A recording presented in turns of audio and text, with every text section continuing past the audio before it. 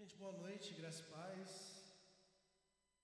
Sem muitas delongas, abra sua Bíblia em Eclesiastes, capítulo 4. Hoje a gente vai continuar a nossa série. A gente parou no versículo 6 do capítulo 4, mas hoje a gente vai voltar 2 versículos para trás. E a gente vai ler Eclesiastes 4, do verso 4 até o verso 16. Valeu, Miguel. Eclesiastes 4, do verso 4 ao 16, eu vou ler na área.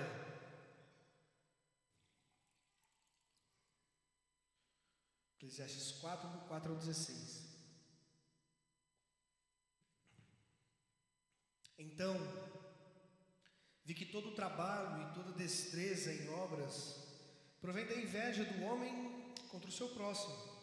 Também isto é vaidade e correr atrás do vento. O tolo cruza os braços e come a própria carne, dizendo: melhor é um punhado de descanso do que ambas as mãos cheias de trabalho e correr atrás do vento. Então considerei outra vaidade debaixo do sol. Isto é, um homem sem ninguém, não tem filho nem irmã, contudo não cessa de trabalhar, e seus olhos não se fartam das riquezas, e não diz: para que eu trabalho? Eu, se nego a minha alma aos bens da vida, também isto é vaidade e enfadonho trabalho. Melhor é serem dois do que um, porque tem melhor paga no seu trabalho. Porque se caírem, um levanta o companheiro. Aí, porém, do que estiver só, pois caindo, não haverá quem o levante. Também se dois dormirem juntos, eles se aquentarão. Mas um só, como se esquentará? Se alguém quiser prevalecer contra um, os dois lhe resistirão. O cordão de 3 dobras não se rebenta com facilidade.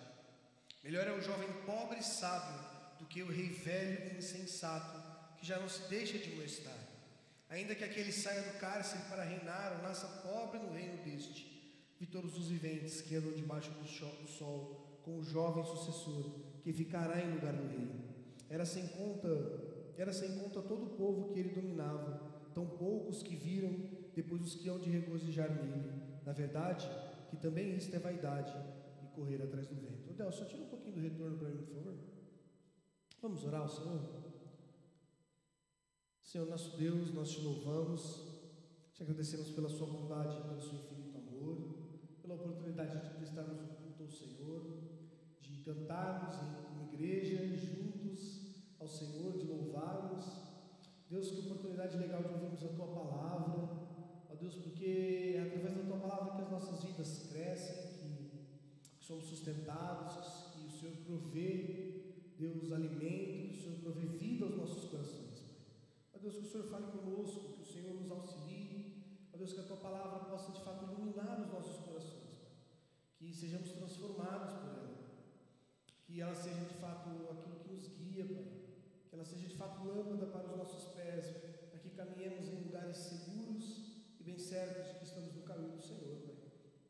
Fica conosco e nos auxilia, em nome de Jesus, Pai. Amém.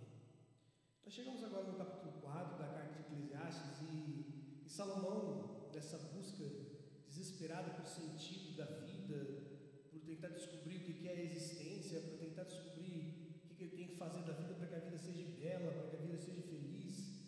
E até agora parece que Salomão não encontrou nada, né? Porque ele busca respostas na vida, ele busca respostas na morte, ele busca resposta no dinheiro, ele busca resposta na sabedoria, e parece que nada destas coisas fazem sentido, porque no fim Salomão chega à mesma conclusão: tudo é vaidade, tudo é correr atrás do vento, tudo é construir uma grande casa num dia de tempestade, sabe? Para Salomão parece que tudo não faz sentido.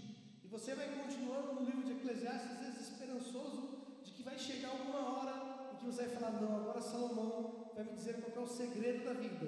Agora Salomão vai falar: não, é assim que você tem que viver para que a sua vida seja bela, ou é assim que você tem que fazer para que a vida faça sentido. E parece que ele continua sendo pessimista no capítulo 4. Parece que ele continua ainda a sua mesma forma triste de enxergar o mundo, embora no capítulo 4 Salomão esteja falando um pouco sobre felicidade, sobre contentamento. Mas perceba que ele fala sobre essas coisas de uma forma que às vezes parece que isso é impossível de alcançar neste mundo debaixo do sol. Perceba que Salomão, nesse texto que nós lemos, está falando de como funciona a realidade da vida embaixo do sol. dá a felicidade, como se dá o contentamento, como se dá a ganância, como que essas coisas funcionam debaixo do sol. E por isso que isso é frustrante, porque todas essas coisas observadas assim, à luz de Cristo Jesus, não fazem o menor sentido. Eu fui pesquisar um pouco queria saber um pouco como funcionava a felicidade no mundo. Eu achei até estranho, porque em 2012 a ONU começou uma pesquisa em que eles iam pelos países pesquisando qual seria o país mais feliz do mundo, né? E eu jurava que o Brasil era esse país, né? Realmente o povo brasileiro é um povo muito feliz. Quando nós fomos morar em Portugal, nós estranhamos a frieza, né, dos europeus, né? E todas as vezes que tinha uma festinha, que tinha alguma comemoração, ou era brasileiro ou era africano que estava ali. Porque somos povos muito felizes, nós gostamos de sorrir, gostamos de nos alegrar com a vida. Tudo pra gente é um motivo para ir no lanche comer um X-pão de safena, tudo é motivo para a gente se alegrar, tudo é motivo para a gente se juntar e dar boas risadas e comer um churrasco. Mas de fato o Brasil está bem longe nesse ranking da ONU de ser considerado o país mais feliz do mundo. O Brasil está lá, eu nem sei falar a posição do Brasil está, de tão distante que é. E o que eu achei interessante é que a ONU ela colocou alguns requisitos que eles observam para definir quais são os países mais felizes do mundo. O primeiro requisito é a expectativa de vida. Outro requisito é o produto interno bruto por pessoa. Outro requisito que a ONU tem é a estrutura de apoio social, baixas taxas de corrupção, generosidade em comunidade, que ela é medida através de doações, além de liberdade para tomar decisões cruciais para a vida do cidadão. Além de outros fatores foram importantes para compor essa avaliação, como o índice de saúde física dos habitantes, estrutura dos relacionamentos humanos, salário, taxa de emprego, níveis de confiança entre a população. Quando eu li esses requisitos, eu entendi porque o Brasil não estava em primeiro lugar, né? Porque de fato a alegria não é só aquilo que a gente expressa, né? Para a gente estar feliz e viver uma vida feliz, a ONU entende que a gente precisa ter todos esses pré-requisitos, né? Que se um país não tem esses pré-requisitos, não atende esses pré-requisitos, ele não pode ser considerado um país muito feliz. Mas o que eu achei muito interessante é que a ONU separou como se fosse uma Copa do Mundo, né, dos países mais felizes, e ela colocou alguns cabeças de chaves, né? Ela dividiu em algumas chaves, e os cabeças de chaves foram Brasil, Egito, França, Índia, México, Indonésia e Estados Unidos. E dentre esses cabeças de chave, o Brasil teve a pior performance de todos. E perceba que em quase todos os requisitos o Brasil perdeu para esse outro país, isso me deixou alarmado. A gente assiste aqueles vídeos dos indianos, né? Principalmente, apesar que os indianos parecem muito felizes como naquelas comidas nas ruas, né? A gente que não fica muito feliz em assistir aqueles vídeos, né? Mas quando a gente assiste, parece que eles estão muito contentes e felizes. E eu vi que às vezes tem países que nós consideramos tão pequenos e tão pobres, e ainda assim alguns requisitos o Brasil perdeu. Principalmente nesse requisito que tem a ver com essa relação entre as pessoas, com essa amizade que se existe em forma de comunidade, e o Brasil perdeu. E o que eu achei mais interessante é que os países considerados mais felizes do mundo, o top 1, né, do mundo, o país considerado o país mais feliz do mundo é a Finlândia. E já faz bastante tempo que a Finlândia é considerada o país mais feliz do mundo. E o que eu achei mais interessante é que quase todos os países que são considerados os mais tops do mundo, eles são países nórdicos, onde você vê uma baixa taxa de corrupção, onde você vê aparentemente tamanha generosidade, onde você vê um PIB muito bom, tudo muito bom, uma economia forte, um país onde você vê que a moeda é forte, o comércio é forte, as relações exteriores são fortes, a sociedade vive de uma forma mais pacata, de uma forma mais voltada para a natureza, voltada para a própria comunidade. Esses países quase todos se destacaram. Os top 5 dessa lista são quase todos países nórdicos. E o que eu achei mais interessante, eu fiquei me perguntando onde que a ONU tirou esses pré-requisitos, né, para classificarem uma pessoa como feliz ou não, né? Será que de fato a felicidade está ligada à baixa taxa de corrupção? Será que a felicidade está ligada à nossa liberdade de tomar decisões, ou de falar alguma coisa, ou de nos expressar? Será que a liberdade está ligada à ausência de paz? Porque se a gente parar para observar essa lista da ONU, o país que é considerado mais triste do mundo é o Afeganistão.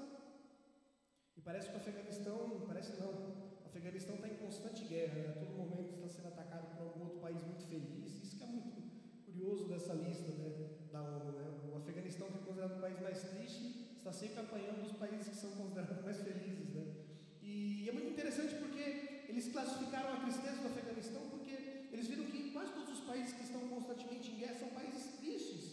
Eu fiquei me perguntando, será que a presença da guerra ela realmente é um motivo de tristeza? Será que a presença das lutas, a presença da dor é um motivo de tristeza? E quando nós olhamos para a Vai ficar um continente que desde que existe está em guerra.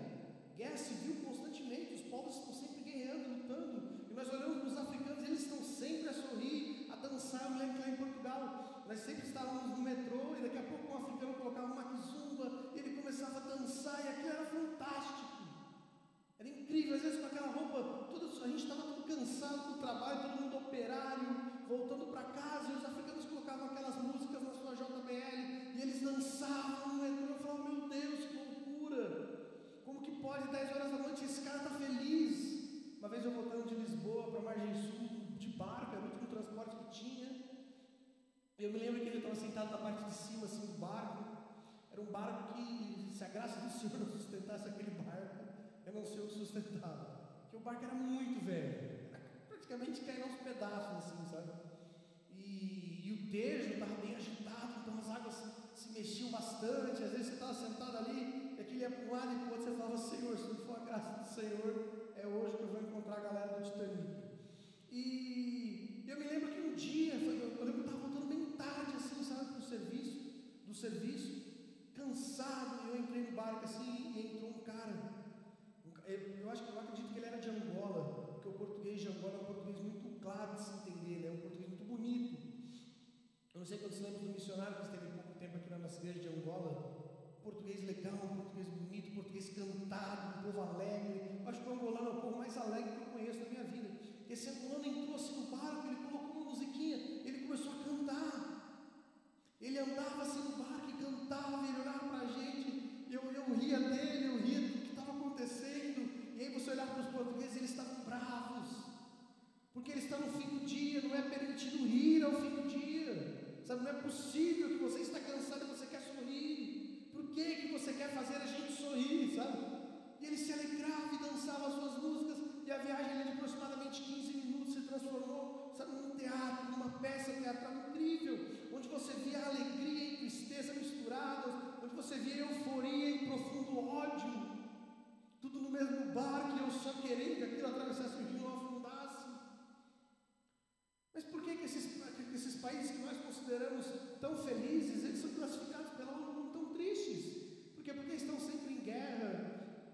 E eu comecei a questionar aquilo que a ONU chama de requisito básico para a felicidade.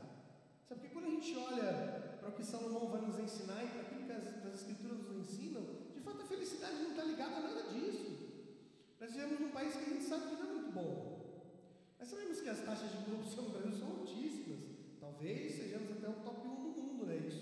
O Brasil é o ranking 1 do mundo, né? Isso não é nenhum motivo para a gente se orgulhar, mas o Brasil vive numa constante crise moral, econômica, sabe? Nós vivemos numa constante discussão sobre quem é o melhor governante, quem não é. Nós não conseguimos mais confiar naqueles que legislam, nós não conseguimos mais confiar naqueles que fazem as leis, nós não conseguimos mais confiar em ninguém. E mesmo assim o povo brasileiro parece um povo tão feliz, um povo que continua alegre, que continua brincando, que continua se divertindo. Sempre quando a gente se junta, a gente dá boas risadas. Às vezes você está cansado, você está estressado, mas você se junta com a galera e você começa a rir, você começa a se divertir. Por quê? Porque de fato parece que a ONU errou quando criou esses requisitos para aquilo que é a felicidade. Porque quando a gente começa a observar as Escrituras, e a gente vai adentrar nisso aqui mais para frente, a gente vai ver que o que Salomão está nos ensinando é de que os requisitos que nós devemos observar para a nossa felicidade não são esses.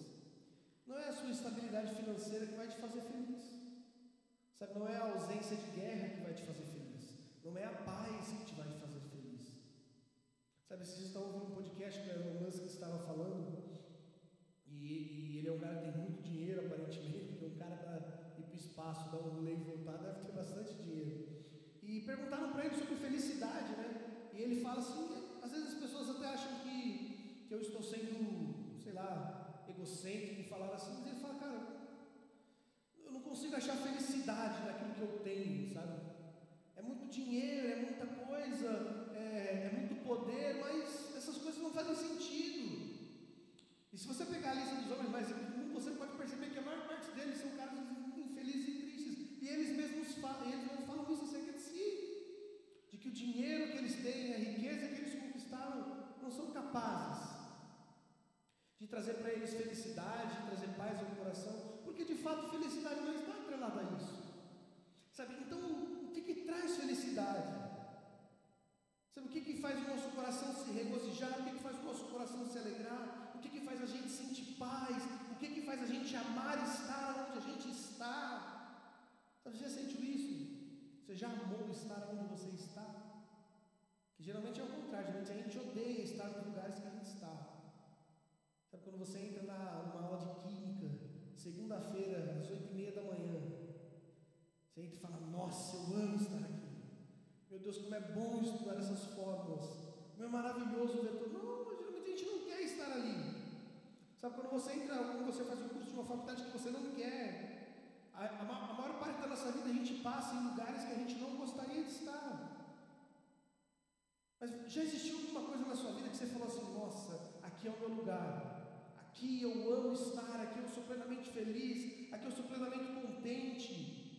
Você já descobriu qual que é a sua felicidade? Já descobriu aquilo que te faz sorrir, aquilo que te faz suspirar? Sabe, você já descobriu aquilo que faz, eu não sei se é um pouco velho esse ditado, né? Mas aquilo que faz você sentir borboletas no estômago, estrelas, sabe, alegria. Você sentiu isso? Você já descobriu aquilo que te faz sentir essas coisas? E o que Salomão quer fazer no capítulo 4 é nos mostrar que a vida debaixo do sol e tudo aquilo que contém neste mundo não vai te fazer ser feliz. O que Salomão quer nos ensinar é de que esse mundo depois da queda não tem o segredo da felicidade. O que Salomão vai nos ensinar no capítulo 4, que a gente vai começar a ler já, é de que tudo que existe foi afetado pelo pecado e está numa completa catástrofe. De que não existe felicidade. De que se você olhar a existência, tudo que você vai encontrar é tristeza, é dor, é choro. De que você não pode criar a falsa esperança de que a sua vida vai ser feliz aqui neste mundo. Isso parece que é desanimador, porque Salomão continua sendo ácido, sendo irônico. No versículo 4 ele começa a dizer: então, eu vi todo o trabalho e toda a destreza em obras provém da inveja do homem contra o seu próximo. Também isto é vaidade e correr atrás do vento. O tolo cruza os braços e come a própria carne, dizendo: é melhor um punhado de descanso que ambas as mãos cheias de trabalho e correr atrás do vento. Então, olha que curioso, a primeira coisa que Salomão nos mostra é de que muitas vezes nós buscamos o contentamento e a alegria no trabalho exacerbado, na produtividade exacerbada, que é uma característica muito comum do nosso mundo. Isso é uma característica muito comum do mundo caído. E Salomão nos mostra duas coisas. Primeiro, o homem que busca a todo momento riqueza, que busca a todo momento ter as coisas e conquistar e possuir. Mas ele também nos mostra a figura de outro homem que é um tolo, que cruza os braços e não faz nada. É aquele que olha para aquele homem que está correndo atrás da vida, que está batalhando e que se dedica 100% da sua vida ao trabalho. Ele fala: não, eu não vou ser como esse homem, eu vou ir para a praia vender a minha arte. Já viu esse vídeo? Aquela menina saindo do Enem, tudo que eu quero é ir para a praia vender minha arte. Sabe, aquela pessoa que abandonou a existência, e ele fala: eu não vou mais lutar pela vida, eu vou simplesmente existir. Sabe, eu vou simplesmente ser um conjunto de átomos andando pelo mundo. E o que Salomão faz é comparar esses dois, e ele diz que um, por causa da sua cobiça, passa a sua vida lutando, tentando conquistar as coisas, tentando arrecadar coisas para si, tentando construir um império. E o tolo cruza os braços e fala: deixa a vida passar. E o que Salomão está nos mostrando é que nenhuma dessas duas atitudes, que nenhuma dessas duas perspectivas vai te trazer felicidade. Primeiro, se você passar a sua vida inteira correndo atrás da sua carreira, dos seus sonhos, do seu trabalho, de riquezas, correndo atrás de acumular as coisas, isso não vai te fazer feliz. Para Salomão, com toda certeza, a busca excessiva pelas riquezas só traz tristeza. Você vai passar a vida inteira correndo atrás de coisas que vão. Você vai passar a vida inteira correndo atrás de coisas que se perdem. Esses dias ainda li uma reportagem de um homem que juntou muito dinheiro para si dentro de casa. E um belo dia, a casa desse homem pegou fogo. Ele não confiava nos bancos. Sabe, ele não confiava em ninguém para guardar o seu dinheiro. Ele começou a acumular no seu lado. No dia que a sua casa pegou fogo, ele perdeu todo o dinheiro que ele tinha. Ele mostra algumas fotos, alguns vídeos dele tentando recuperar, mas aquilo já foi, aquilo foi queimado. E tudo aquilo pelo que aquele homem lutou durante toda a sua vida, foi embora pelo fogo, pela fatalidade de uma coisa comum debaixo do sol. Mas quando você olha para a vida do tolo, do preguiçoso, Salomão diz que essa também não é a forma certa de viver. De que você viver de forma em que você só deixa a vida passar também está errado. De que isso não vai te trazer alegria. De que você não se importar com nada não vai produzir coisas boas para você. Ou seja, a ideia de Salomão não é que você seja um tolo ou que você seja um desesperado por riquezas. Porque contentamento não é isso. Ou seja, para Salomão, a vida feliz começa com o primeiro passo. Você precisa ser uma pessoa contente. Você precisa ser uma pessoa satisfeita com aquilo que você tem. E você já pensou o que é satisfação?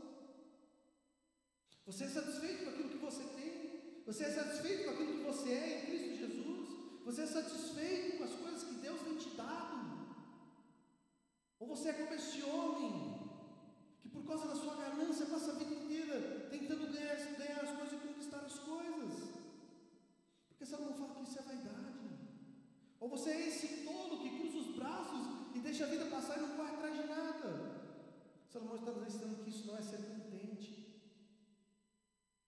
Ser contente é você estar feliz com tudo aquilo que vem das mãos de Deus. Para Salomão não é nem um extremo nem outro, é o equilíbrio das coisas, é saber que tudo que nós podemos conquistar na vida vem das mãos de Deus. De que não adianta você ser de todo empenhado se Deus não abençoar.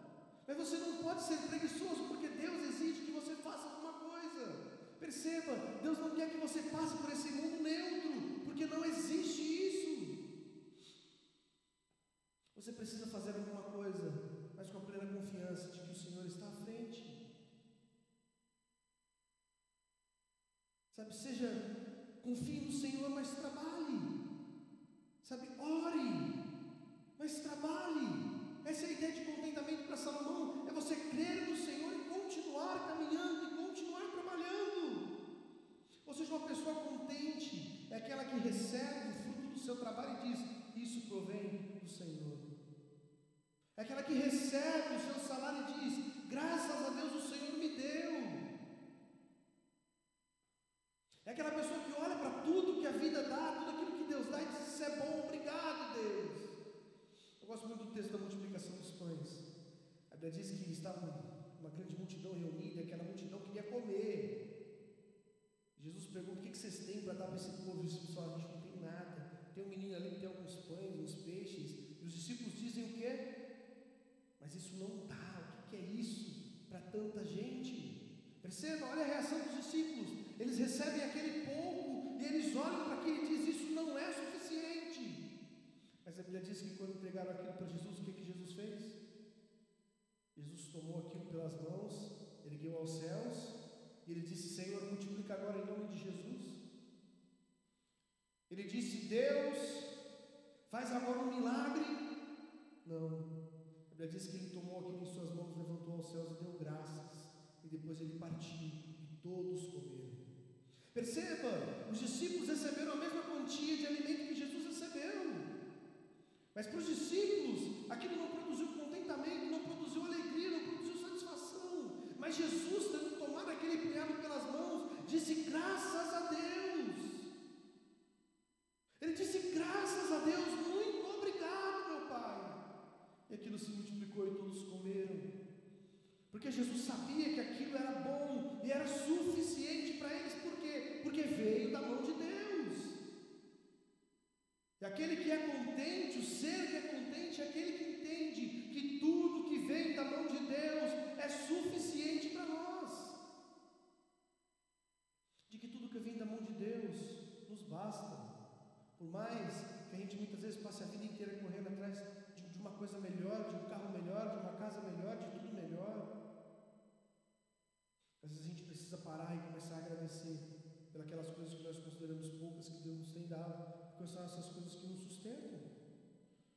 E o que Salomão quer nos dizer é: coração grato sempre vai olhar para aquilo que Deus dá e agradecer. E ele continua no versículo 7 dizendo: então, Considerei outra vaidade debaixo do sol. Perceba, Salomão agora para de falar um pouco da inveja, para de falar um pouco do preguiçoso, e ele diz que ele viu outra vaidade debaixo do sol, ou seja, isto é, um homem sem ninguém. Ele não tem filho, não tem irmão, contudo não cessa de trabalhar e os seus olhos não se fartam de riquezas. E não diz: para quem trabalho eu? Se nega a minha alma os bens da vida, também isso é vaidade, enfadonho trabalho. Perceba, Salomão continua dizendo: então considerei outras coisas, ou seja, a sua análise ainda continua. Salomão ainda está observando a vida, Salomão ainda está tentando entender a existência, Salomão ainda está tentando entender aonde ele vai encontrar felicidade, aonde ele vai encontrar alegria. E agora ele nos dá outro exemplo. Ele não fala mais agora do invejoso, mas ele fala de um homem sem ninguém. Salomão nos diz que esse homem não tem uma irmã, esse homem não tem ninguém, ele não tem filho, ele não tem nada. A única coisa que ele tem é o seu trabalho. E ele trabalha muito, ele se dedica, e nem por um segundo ele para se perguntar: por que eu faço isso? Em nenhum momento ele para dizer: por que eu tenho trabalhado tanto? Por que eu acumulo? Por que eu junto? Sendo que eu não tenho nada, eu não tenho para quem deixar. Sendo que eu não tenho um amigo, eu não tenho um filho, eu não tenho uma irmã, eu não tenho alguém para amar, eu não tenho nada. Olha que interessante, Salomão está nos mostrando que muitas vezes nós buscamos a alegria para a vida na solidão. Isso é uma tragédia.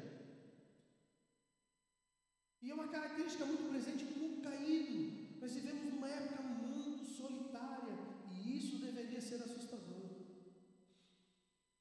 Isso deveria ser assustador porque nós somos a geração mais conectada que existe. Vocês mais do que a minha ainda. Porque quando vocês nasceram não tinha celular. Sabe, meu filho às vezes liga o computador sozinho e põe um desenho, super caminhão, Monster Machine, e ele sabe qual que é o desenho. Sabe? E às vezes eu coloquei outro desenho e falo: pai, isso eu não quero não, que isso é ridículo. Eu falo: meu Deus do céu, sabe aonde a gente vai parar? Sabe, nós vivemos numa geração totalmente conectada. Sabe, eu tenho um amigo que mora na Espanha, que chama Nino. Às vezes eu quero falar com ele, mando uma mensagem, e ele: não, como é que você está? Ele está lá na Espanha, ele me responde. Sabe, eu não preciso mais mandar uma carta, não preciso mais enviar um fax, um telegrama. Sabe, nós vivemos uma geração onde você quer falar com uma pessoa, você conversa, você manda um oi, a pessoa responde.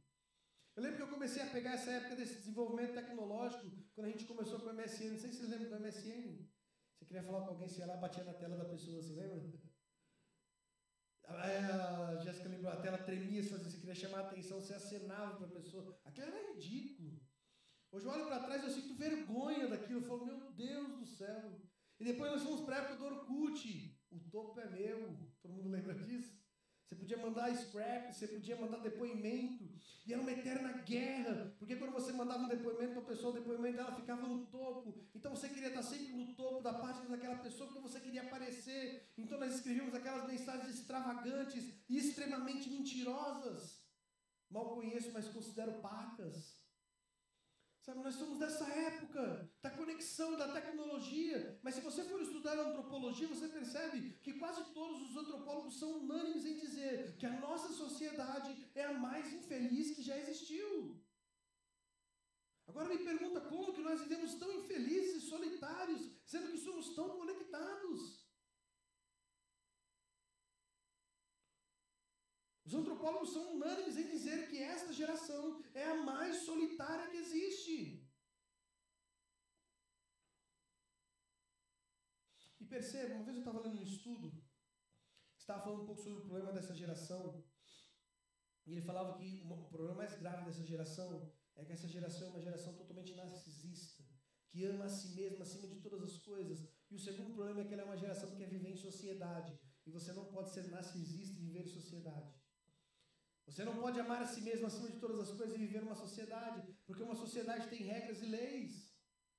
E você precisa se doar para viver em comunidade. E é por isso que nós vivemos numa época tão solitária, numa época de depressão, numa época de suicídio, porque as pessoas não conseguem se encontrar, não conseguem se achar. Elas se amam acima de todas as coisas. Elas acreditam naquele discurso de que você deve se amar, de que você deve ser o privilegiado, de que você deve se amar acima de tudo, de que você tem que se satisfazer. Mas aí elas encontram a realidade da vida comunitária e elas não sabem, elas não se encontram, elas não se encaixam.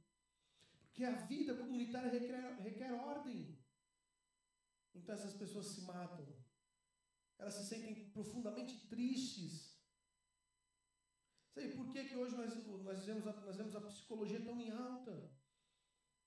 Hoje você conversa com adolescentes de 13, 14, 15 anos, sofrendo de profunda tristeza, que não tem um pardal para dar água. Sabe, não tem um cachorro para cuidar.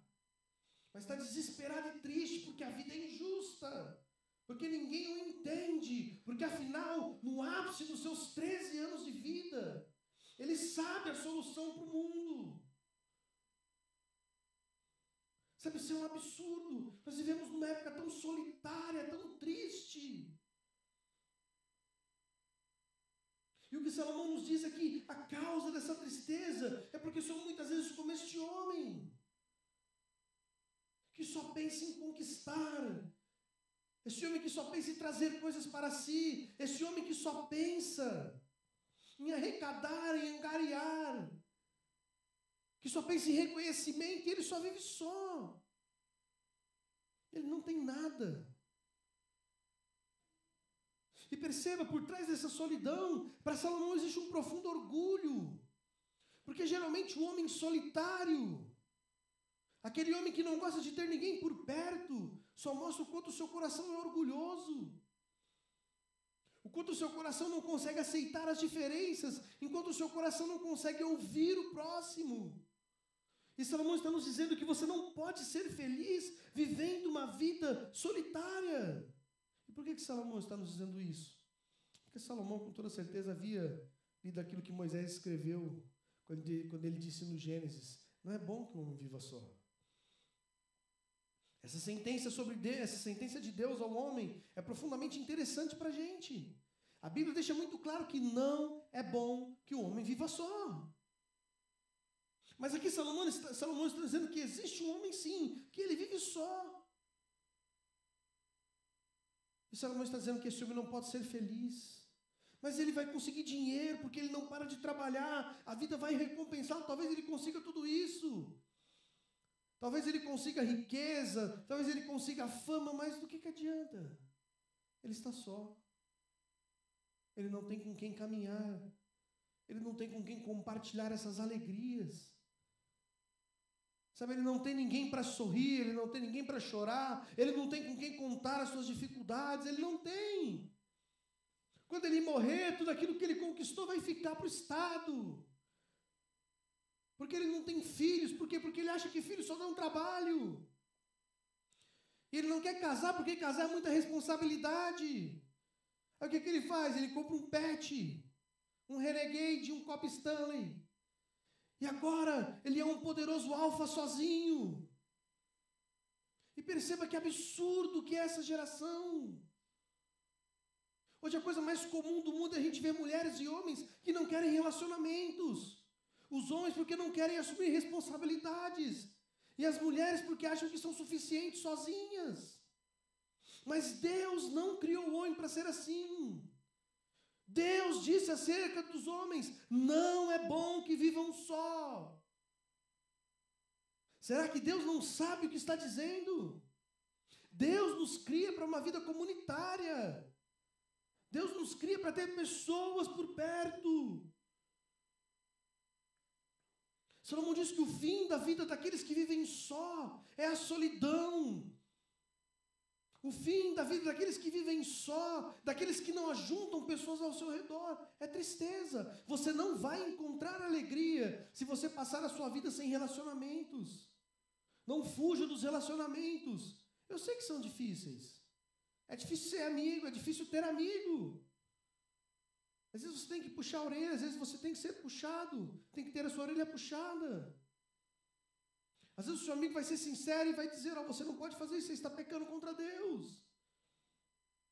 Mas não fuja dessas coisas. Às vezes você fala, não, mas eu não estou no tempo, preciso focar na minha carreira. Que carreira?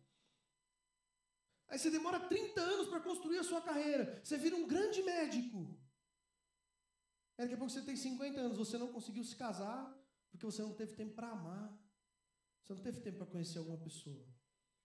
Aí você não tem mais filho, por quê? Porque filho dá muito trabalho, eu precisava focar na carreira. Aí você não tem mais amigos, porque você acabou com as suas amizades em nome do dinheiro. Aí você chega numa fase da vida em que você está lá no topo, sozinho. Salomão está dizendo que isso é vaidade. O conselho de Salomão é: não faça isso. Não abandone relacionamentos por riquezas. Porque Deus disse, não é bom que um homem viva só. E Salomão continua dizendo, melhor é serem dois do que um. Porque tem melhor paga do seu trabalho. Perceba que Salomão está dizendo muito interessante. Se duas pessoas trabalharem, é muito melhor do que uma. Se eu vivo num lar onde uma pessoa trabalha, às vezes fica um pouco pesado. Mas se as duas trabalham, fica mais leve. Ou seja, olha que interessante, Salomão está sendo muito lógico. Se os dois trabalharem, se for um trabalho em conjunto, a vida fica mais leve. Se um lutar pelo outro, a vida é mais leve. O conselho de Salomão para a gente é nos dizer de que nós vamos encontrar felicidade numa vida comunitária. De que você não pode ser feliz sozinho. Sabe essa ideia de que não, você só precisa de você para ser feliz? Isso é do diabo. Deus disse que não é bom que vivamos só. Melhor é serem dois do que um. E Salomão diz por que é melhor serem dois do que um? Porque se um cair, o outro levanta o companheiro. Versículo 10 diz, aí porém do que estiver só. Porque se ele cair, quem o levantará? Perceba o que Salomão tem em mente. Aqui nessa época, nesse período antigo. É muito provável que Salomão tenha em mente as grandes viagens, em que os homens saíam andando pelos desertos, por aquelas estradas. E era muito perigoso viajar só. Porque se você estivesse sozinho, você sofresse um acidente, caísse em um buraco, ou o seu cavalo quebrasse a pata, provavelmente você passaria 20, 30 dias no deserto, perdido. É por isso que Salomão fala que não é seguro viajar assim. É mais seguro você sair em dois, porque se por um acaso o seu cavalo quebra a pata, você monta no cavalo do amigo e vai embora. Depende do amigo que você tem também, né? Se o seu amigo for um leão, não dá para você pôr os dois em cima do cavalo. Vai ter que ir um empurrando. Mas perceba o conselho de Salomão. O que Salomão está nos dizendo é que a vida a dois é melhor. E Salomão não está falando só do relacionamento entre um homem e uma mulher também. Mas ele está falando da vida no geral. Nós precisamos de pessoas ao nosso redor. Não é seguro andar sozinho. Não é seguro se afastar das pessoas. Sabe, não é seguro viver uma vida onde você não tem ninguém para se apoiar. Todos nós precisamos de pessoas para nos apoiar. Esse discurso de que você é suficiente é do diabo. Nós não somos suficientes em si. Nós precisamos uns dos outros. Salomão também continua no versículo 11, ele diz também, se dois dormirem juntos, eles se esquentarão. Mas se um só, como se esquentará?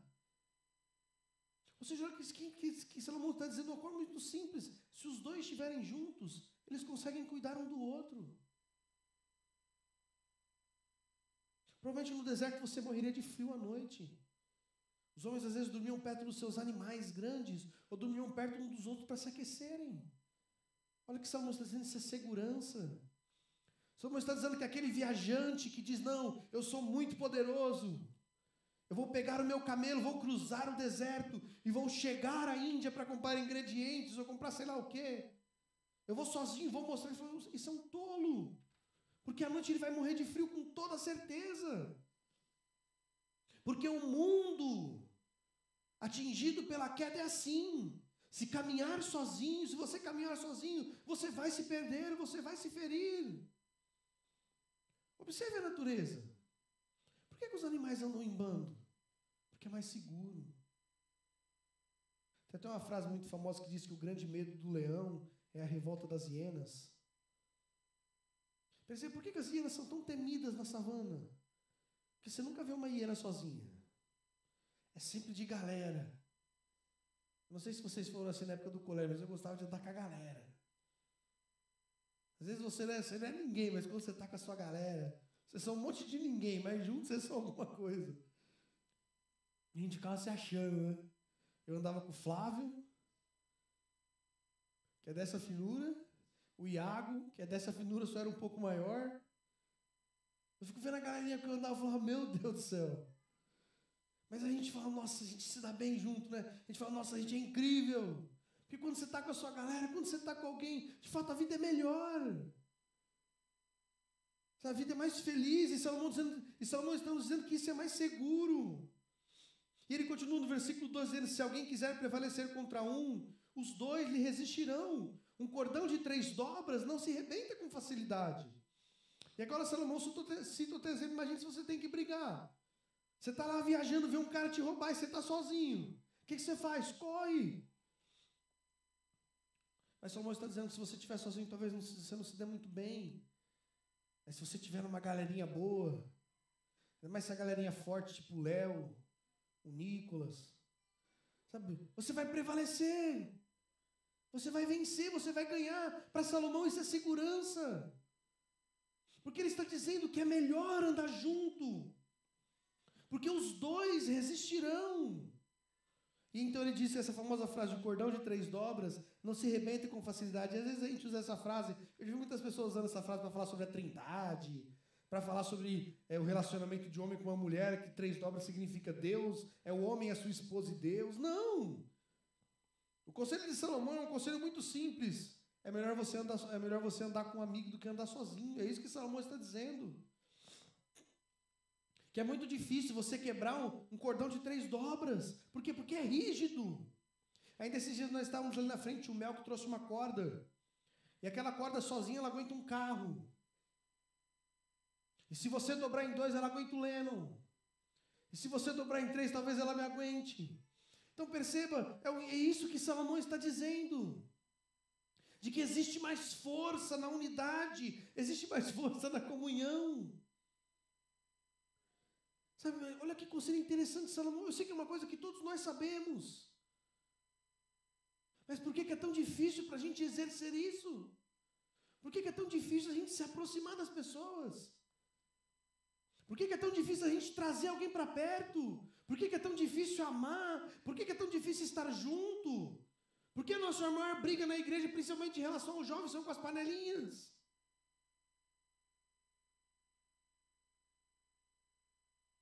Porque é muito difícil viver essa realidade. Sabe por que é difícil? Porque o nosso eu, ele clama por liberdade. Lembra quando Adão e Eva eles caem? O que Deus disse para Adão e Eva? Eva, você vai lutar para se submeter. E o seu marido vai lutar para te governar. Porque depois da queda, tudo que nós queremos é liberdade. O grito de Adão e Eva no jardim do Éden era por isso, liberdade. Eu não quero ninguém me supervisionando, eu não quero ninguém me controlando, eu quero fazer o que eu quero. Salomão está dizendo que isso não é sábio. A vida a 2, a vida com amigos, ela é mais inteligente. A amizade fortalece e deixa a vida mais alegre. Nossa, como eu me alegro quando eu lembro do meu tempo de escola. Como eu me alegro da época da faculdade em que nós dávamos risada, nós se divertíamos, nós éramos uma galera. Isso era muito bom. Como eu me alegro quando eu lembro da época que eu cresci na igreja. Quando a gente estava praticamente todo dia dentro da igreja. Aos finais de semana era jogar bola. Era ir para a praia, era se alegrar. Nós estávamos todos juntos. Sabe, quando um tropeçava, a gente juntava e falava, você está errado. Você está pecando, o que você está fazendo? Você é louco. Sabe, um corrigia o outro, a gente se ajudava. Sabe, a gente estava sempre junto, um monte de pecadores juntos. Isso é bom, isso é agradável ao Senhor. A amizade nos proporciona alegria.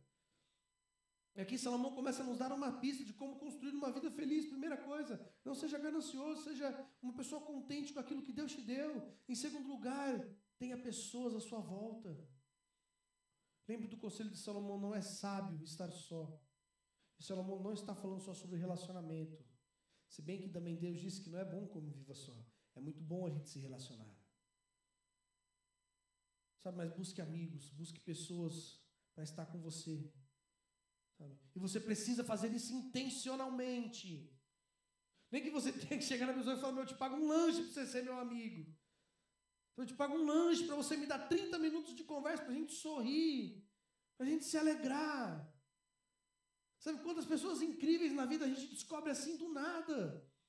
Você já foi num rolê desse aí que você vai para um rolê onde você não conhece ninguém?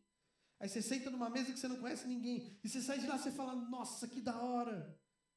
Eu não sabia que esse cara era tão gente boa, eu não sabia que esse cara era tão engraçado, que ele era tão inteligente, que ele era tão legal. Sabe, cria oportunidades para você descobrir pessoas novas na sua vida. Não tente caminhar sozinho, porque certamente você cairá. E no dia que você cair, você não vai ter ninguém para te levantar. Sabe, não seja orgulhoso. Não ache que você é suficiente em si mesmo, que você não precisa das pessoas. Nós precisamos uns dos outros. Deus disse que não é bom que andemos só. E por último, versículo 13, Salomão continua dizendo, melhor é o jovem pobre, sábio, do que o rei velho, insensato, que já não se deixa de molestar. E aqui parece que Salomão perdeu a beira do que ele estava escrevendo. Porque ele está falando de uma coisa, agora parece que ele muda totalmente. Ele está tentando encontrar sentido para a vida, e agora ele está falando sobre um rei louco e um jovem sábio. Eu lembro do que Salomão vem construindo, de que a vida feliz ela nasce de um coração contente. A vida feliz nasce de ter pessoas ao redor. E a vida feliz também nasce de um coração que é ensinável. É isso que Salomão quer nos ensinar. Quando ele diz que é melhor você ser pobre, sábio, do que você ser um rei velho e insensato, que não se deixa de molestar. O problema do rei não é ser velho. O que Salomão nos apresenta que é o problema desse rei é que esse rei não era ensinável. Sabe aquela pessoa que acha que chegou numa estatura da vida em que ninguém tem mais nada para ensinar para ela? De que ela olha para todas as pessoas à sua volta como se ela fosse autoridade em tudo. Ele não gosta mais de ouvir ninguém. Ele não gosta de ouvir conselhos, ele não gosta de ouvir os amigos, ele não gosta de ouvir ninguém. Por quê? Porque ele já sabe de tudo. No auge dos seus 18 anos, ele já alcançou a maturidade e a sabedoria para tudo. Ou no auge dos seus 40, ou no auge dos seus 60, perceba, esse é um problema que nos acompanha por toda a vida, porque Salomão está nos dizendo que este rei era velho, mas ainda era tolo. Envelhecer não significa maturidade. Maturidade significa passar uma vida inteira sabendo que você sempre tem a aprender, de que você não sabe sobre tudo. Isso em relação a todas as áreas da vida. Não seja arrogante. A arrogância sempre nos faz acreditar que nós somos bons em si mesmos. E tome cuidado. Tome cuidado porque o jovem pode se tornar um rei tolo. Sabe, tome cuidado porque nós realmente temos essa tendência de ir crescendo e nos tornando tolo. Sabe, às vezes a gente está achando que a gente está progredindo, que a gente está indo para frente. E a gente está regressando, por quê? Porque agora o coração é duro. Porque a gente já não consegue mais aprender com ninguém. A gente já não tem tempo mais para boas conversas. A gente não tem tempo mais para andar com os amigos. A gente já não tem tempo mais para nada. Por quê? Porque está tudo bem, eu sou feliz em si mesmo. Eu já sei sobre a vida, já sei sobre tudo. O conselho de Salomão é, não seja como esse rei velho. E tome cuidado para que você também não seja um jovem tolo. Salomão disse que melhor é um jovem que é sábio. E o que é sabedoria? É saber viver. Ou seja, o que Salomão está nos dizendo são 3 conselhos simples acerca de como encontrar felicidade na vida, contentamento. Em segundo lugar, tenha amigos. Tenha pessoas ao seu redor. Cultive bons relacionamentos. Em terceiro lugar, Salomão está dizendo, tenha um coração ensinável. Seja uma pessoa fácil de lidar. Seja uma pessoa compreensiva. Ouça o que as pessoas têm a te dizer sobre você. Às vezes a gente tem aquela coisa, eu não me importo com nada, se importe. Sabe, você não pode viver sozinho. Você não pode viver alheio das pessoas. Isso é perigoso. E como em todas as pregações, em Eclesiastes, o problema sempre está naquilo que é abaixo do sol. Porque o mundo que nós temos, esse mundo caído de fato é terrível, é solitário. Mas perceba que Salomão nos apresenta uma solução muito interessante. Quando nós olhamos para aquilo que vem, que está acima do sol, que é Cristo Jesus, nós encontramos todas as respostas para os nossos problemas. Porque perceba, Cristo morreu pelo quê? Pela sua igreja. O que é a igreja? A igreja é um conjunto de pecadores que andam juntos. A igreja é um conjunto de pessoas estranhas e diferentes. Às vezes você vai olhando para o outro e fala, nossa, como tem gente diferente, né? Tem um que é meio estranho, tem um que é mais estranho ainda. Você olha para você e fala, nossa, eu sou mais estranho que os dois. A gente sorri, a gente se alegra. Sabe, a gente vem aqui aos sábados e aos domingos e cultua ao Senhor. E ouve as Escrituras, e a gente cresce, a gente aprende. E a gente sai depois do culto para dar um rolê, para dar boas risadas. Cristo morreu por isso. Sabe, Cristo se alegra na comunhão dos santos. A resposta para a solidão deste mundo, a resposta para a ganância, a resposta para um coração que não aprende, é a obra de Cristo Jesus. Olha o que Cristo fez. Cristo tinha amigos. E ele não precisava de nenhum dos seus discípulos, mas a Bíblia diz que Cristo amou os seus discípulos e o amou até a morte. Ele trouxe pessoas para si. Quando ele estava triste, ele chamou os seus amigos e disse, orem comigo. Sabe, quando ele recebeu a notícia de que seu amigo Lázaro havia falecido, ele chorou. Perceba, Cristo sempre tinha pessoas ao seu redor. Você não vê Jesus sozinho. Ele sempre estava com pessoas à sua volta. Porque ele queria nos ensinar que a vida é mais segura assim. Você encontra consolo, você encontra amor, você encontra correção. Você encontra em Cristo tudo aquilo que você precisa para se satisfazer. Você encontra alegria, resposta para todos esses problemas apresentados no capítulo 4. A ganância, a solidão e um coração que não é ensinável. É a obra de Cristo. Cristo é tudo isso. Você não vê um Cristo arrogante. Você vê um Cristo humilde, caminhando no meio das pessoas, servindo, amando, sabe, pedindo oração. Você já imaginou o que é o Deus homem? Dizer, orem por mim, eu estou triste. Por quê? Porque essa vida é segura. Vamos orar. Senhor nosso Deus, nós queremos colocar o nosso coração diante de Ti, Pai. A nossa vida diante do Senhor. Tem misericórdia de nós, Pai. Deus, tem misericórdia, Senhor, porque muitas vezes caímos no engano de achar que somos suficientes em nós, de que somos capazes de fazer alguma coisa sozinho, de que conseguimos vencer a vida sozinho, mas Deus, a palavra é muito clara quando diz que isso não é seguro, que isso é tolice, de que é tolice abandonar as amizades, os relacionamentos para construir uma bela carreira, de que é tolice largar as pessoas à nossa volta, porque achamos que não precisamos aprender com elas. Ó Deus, tudo isso é tolice, Pai, é correr atrás do vento, é construir alguma coisa não segura, Pai. Ó Deus, nos auxilia, Pai. Nos auxilia a viver uma vida contente, uma vida alegre, uma vida em comunidade, sábia. Que possamos aprender com esses conselhos de Salomão, Pai, e andarmos juntos, Pai. Porque um cordão de 3 dobras não se quebra facilmente, Pai. Porque se andarmos juntos e cairmos, nós temos alguém para nos levantar. É seguro, é alegre, Pai. Quebra o nosso orgulho, Pai. Porque porque de fato aquilo que nos faz nos afastar das pessoas é o nosso orgulho. É esse nosso coração, filho de Adão, que sempre grita por liberdade, mas aí o Senhor morre na cruz para construir uma comunidade. Ó Deus, e dentro da tua igreja, nós devemos um ao outro amor, Pai. Nós devemos um ao outro respeito, carinho, zelo, cuidado.